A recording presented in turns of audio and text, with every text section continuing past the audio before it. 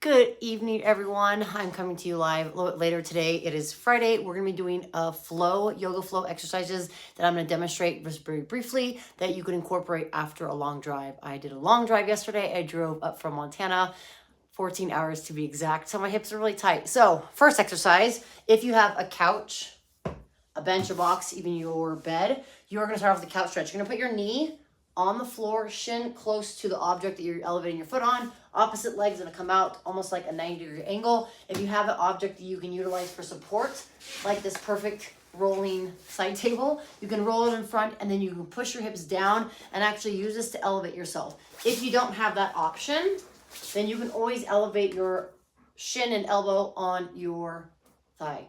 Shin as in your forearm, your forearm on your knee. So you're gonna hold this for 1 to 2 minutes. Really focus on keeping the hips square. If this is too much, push your butt back, lean back slightly. But the focus here is to drive your butt away from your heel and calf. If this is too much, again, you can always elevate or pull your knee away from the couch. You can always put a pillow or some sort of cushion underneath your knee. So 1 minute on the left, then you'll switch, same thing, 1 minute on the right. The goal is to keep those hips square, make sure you're not twisting out.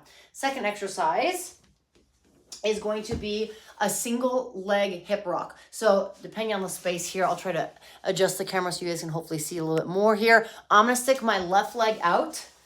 I'm gonna have my foot in line with my hip, and then I'm going to rock back, pushing my hips towards my butt. Then I'm gonna walk forward, opening up my hips. This is gonna help open up the adductor, inner thigh, also the hips. You can have your back toes tucked or untucked. If you have them untucked, you can sit a little bit further down. You can walk those arms forward. I would do for about 1 minute here of this flow, kind of going back and forth. Then you'll switch, do the exact same thing on the opposite side. Make sure that the foot is in line with the hip. Walk back, rock back, then walk forward. You can even untuck your toes and push those hips forward slightly, depending on how tight you are.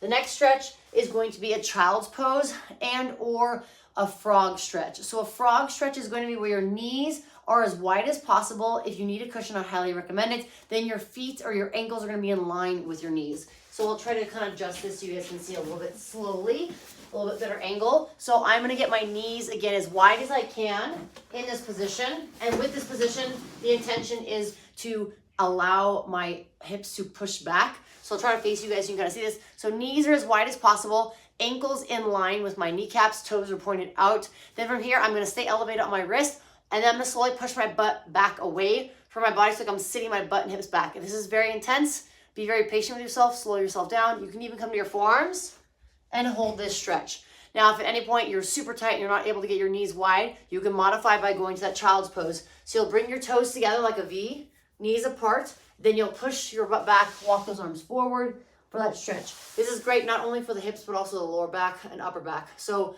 your back will get pretty tired or tight while driving. If you think of the position that you're in, right? You're like this, shoulders are rounded. This gets very tight. So you really want to focus on opening up the back, specifically the lower back, so the hips will help with this. So that frog stretch, like I said, is here. You can stay elevated or push yourself down. If at any point it's too much, just bring your feet back. That will modify, still getting the hip stretch and the hip socket, but it'll also help open up those adductors, which are your inner thighs. So if you guys found this beneficial, please feel free to leave a comment below. Feel free to share and tell your friends and family about these stretches, because believe me, if you drive a lot, sit a lot, work a lot in a seated position, these are going to be very detrimental to opening up your hips, which will help your back. A lot of my back pain over the years have actually come from sitting, not from lifting and working out. So the more you sit, the more I sit, the more I feel like my hips are getting tighter, the more back issues I have. So please feel free to share along. Let me know any comments you have.